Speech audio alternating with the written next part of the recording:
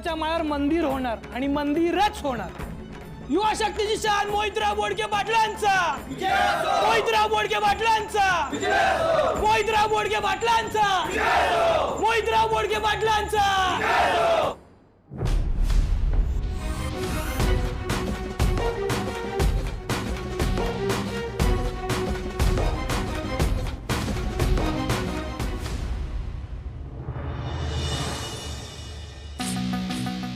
त्यांना सांगा आमच्या सहीचं पत्र आहे म्हणा, 100 नाही 200% काम होतंय त्यांचं। हा आणि नाहीच काय बोलायला लागले तर काय म्हणशील?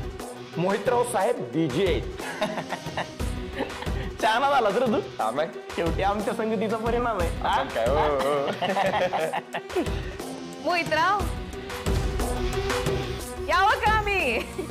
नाही म्हणजे काय आहे, आम्हाला जरा आमचं घराणं ऐकवायचं होतं। अरे बाप मोठ्या बाई, हो तुमच्यासाठी काय पण या तू निघ। आम्ही हो नाही तुम्ही नाही, एक आमच्या माणसाला म्हणलं निघा। या मोठ्या बाई बसा बसा। आज कस काय वाट वाकडी करून आलात काय?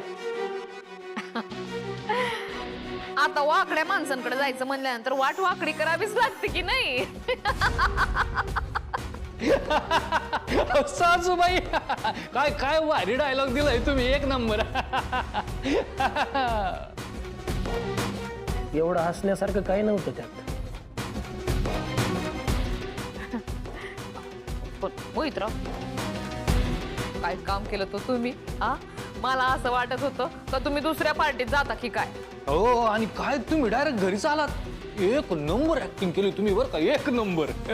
आणि सत्काराच्या यायला ते शाल श्रीफळ बुके बिके बाई, आणि नंतर जी काय गुगली टाकली तुम्ही तोडच नाही।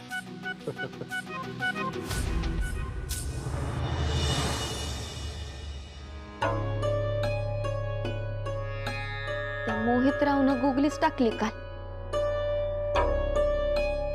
तो जिलबी सारखाच सरळ आहे हे माहित होतं मला, इतका सरळ हे नव्हतं माहित। मला तर तू तेव्हाच नव्हतं आवडलं जेव्हा तू त्याचं सत्काराचं आमंत्रण स्वीकारलं।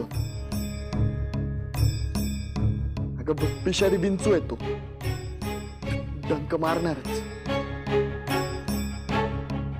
त्यानं व्यंकू महाराज चुकीचे आहेत हे दाखवण्याची जेव्हा हिंमत केली ना, तिथंच त्याची नांगी ठेचावी वाटत होती।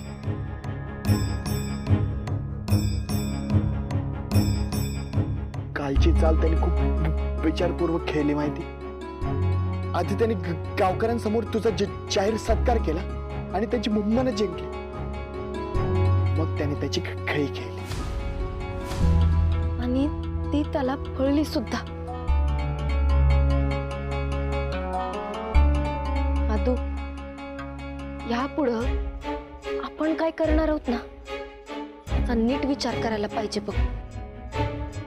हो पण एक गोष्ट मात्र नक्की, गावकऱ्यांच्या विरोधात जाऊन त्यांच्यासाठी काही करणं आपल्याला परवडणार नाही, बरोबर? बरोबर।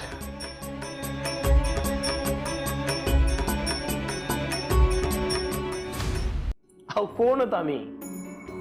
मोहितराव खाल्ली मोठ्या बाई, तुमच्या लाडक्या जावई बापूंनी कालवून कालवून माती खाल्ली। नुसतं मोहितराव नाही विनली, युवा शक्तीचा विश्वास मोहितराव बोडके पाटील होता। काय आणि कसं आहे, आम्ही जे बोलतो ते करतोच असं नाही, आणि आम्ही जे नाही बोलत ते केल्याशिवाय राहत नाही। आता तुमच्या सुनेच्या शाळेच बघा ना,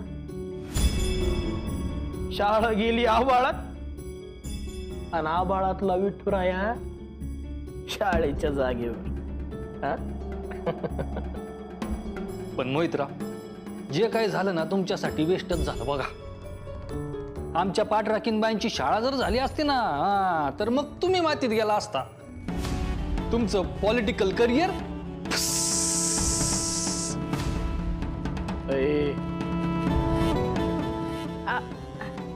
नाही रागवला तुम्ही, पण जावई बापू म्हणतात ते काय चुकीचं नाही. चुकीचं नाही. हो नाहीच आहे. 100% बरोबर आहे त्यांचं. पण कसं आहे विंझे, असं डायरेक्ट तोंडावर नाही बोलायचं. आमचं डोकं हल्लं ना. अहो पण मोहितराव, तुम्ही काय काम केलं, एकदम खतरनाक, म्हणजे कमाल आहे तुमची, एक नंबर. वा वा, आम्ही इम्प्रेस झालो. असं आणि असंच बोलायचं. कसं आहे, माणूस एकदम खुश राहतो ना त्याच्यानं. हा, पण त्यानं सत्य तर लपत नाही ना. म्हणजे मोहितराव, तुम्ही काल जे काय केलं ना तेवढं पुरेसं नाही हो. हो, जन्मत आपल्या बाजूने. हा, पण अख्खं गाव अजून सुद्धा व्यंकट भाऊजी आणि इंद्रायणीला मानतं. ते मत फिरवू शकतात. तुम्ही आम्हाला हलक्यात घेताय मोठ्या बाई. नाही, मी फक्त सत्य काय ते सांगितलं. काय इतकी वर्ष आमचे व्यंकट भाऊजी विठुरायाची सेवा करतायत. मग आम्ही काय करावं? हा, इतकंच म्हणायचंय का तिथंच हातोडा मारायचा.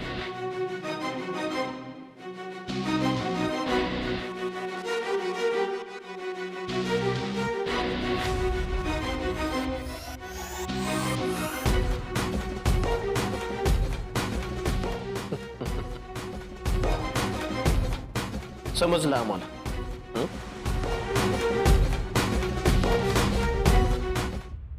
काय म्हणून बोलवलं वहिनी मला इकडं? आणि राजकारणी इकडं काय करतायत? हो काय आहे, व्यंकट महाराज, आम्ही राजकारणी काय माणसं नसतो काय? हा, आणि आता सुद्धा इथं आम्ही राजकारणी म्हणून नाही, तर त्या विठुरायाचे निस्सीम भक्त, अहो सेविकरी म्हणून आलेलो. विश्वास ठेवा आमच्यावर. मोहितराव, मूळ मुद्द्यावर यात. अहो विषय तोच आहे महाराज, विषय तोच आहे कालचा. अहो भूताच्या माळावरच्या मंदिर प्रस्तावाबद्दल जरा खोलात बोलायचं होतं तुमच्याशी.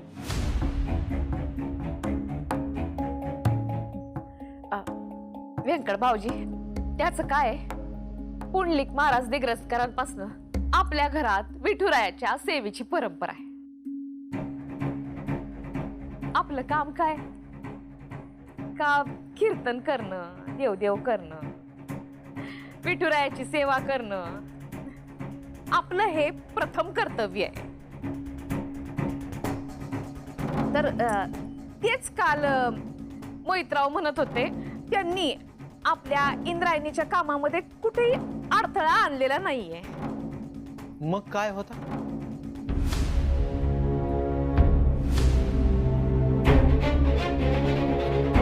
भावनेची साथ घातली त्यांनी विठुरायासाठी, विठुरायाच्या मंदिरासाठी. पण आपली इंद्रायणी आणि तिच्या शब्दात शब्द मिसळणारा माझा आदोक्ष, दोघ जण अडूनच बसले का त्या जागेवरती शाळा झाली पाहिजे म्हणून.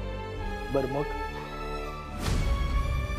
मग काय, आपण गावकऱ्यांच्या मर्जी विरुद्ध काही करण्यात काहीच अर्थ नसतो.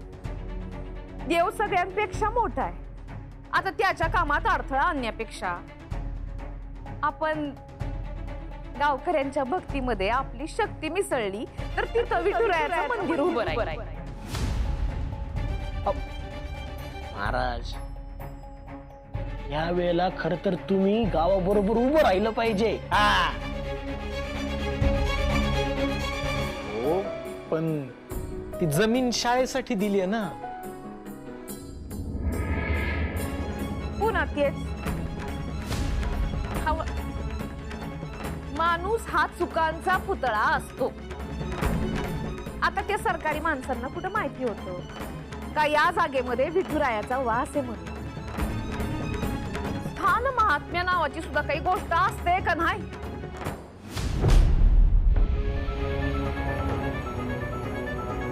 म्हणूनच मला असं वाटतंय का त्या जागी विठुरायाचं मंदिर उभं राहावं. असं प्रत्येक बाबतीत गावाशी वाकडं घेऊन त्यांना विरोध करणं हे मूर्खपणाचं आहे. हा बरोबर, अगदी बरोबर बोलतात ना मोठ्या बाई. हा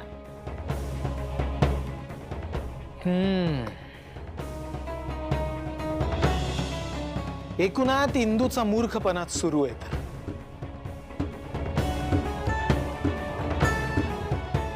इंदूचं मूर्खपणाचं वागणं,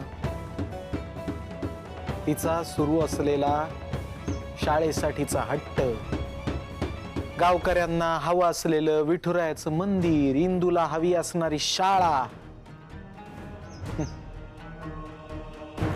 काय हो वहिनी, या सगळ्यामुळं गावकऱ्यांच्या मनामध्ये फार गोंधळ उडाला असेल नाही का? अहो गोंधळ, अहो महागोंधळ म्हणा की. हा मग यावर एक उपाय आहे. काय?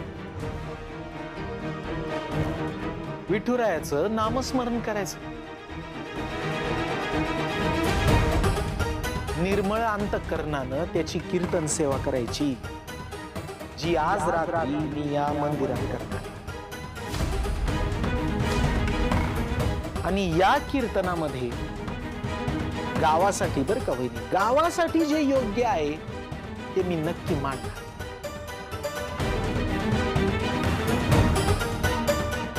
म्हणजे व्यंकट भाऊजी, तुम्हाला पण असं वाटतंय ना का त्या जागेवरती विठुरायाचं मंदिर?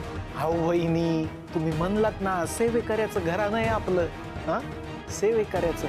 मी विठुरायाच्या विरोधात जाईन का?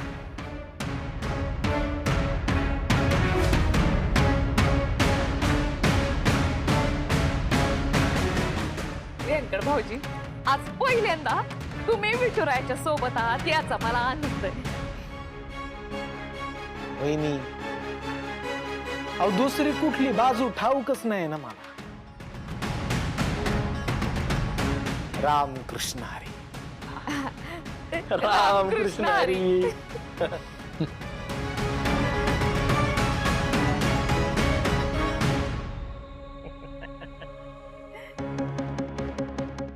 काय भावी उपसरपंचांनी केलं की नाही त्यांचं काम?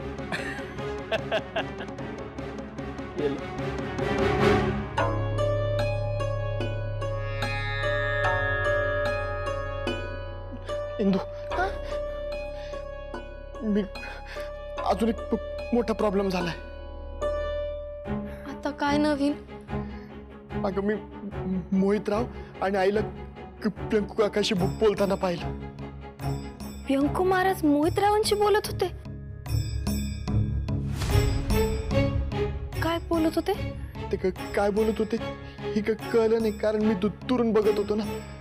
पण एवढं मात्र माहिती की काका बोलल्यावर तो मोहित आणि आई दोघं खुश झाले होते.